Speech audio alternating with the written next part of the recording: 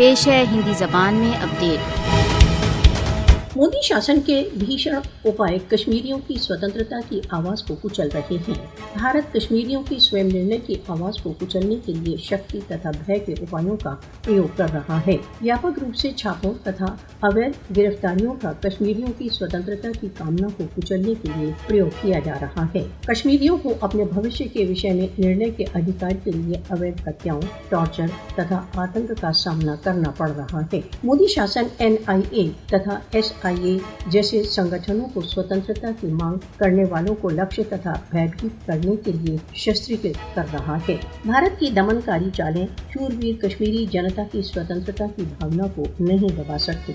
संसार का सबसे विशाल प्रजातंत्र भारत द्वारा अवैध रूप से अधिकृत जम्मू कश्मीर की जनता के मूल मानव अधिकारों को नकार रहा है। भारत द्वारा अवैध रूप से अधिकृत जम्मू कश्मीर में भारत की सामूहिक दंड की नीति और राष्ट्रसंघ समर्थित जनमत संग्रह की मांग को नकारने का एक प्रयत्न है। कश्मीरियों के स्वतंत्रता के संकल्प को सैन्य आत्मा अथवा दमनकारी नीतियों द्वारा नहीं दबाया जा सकता।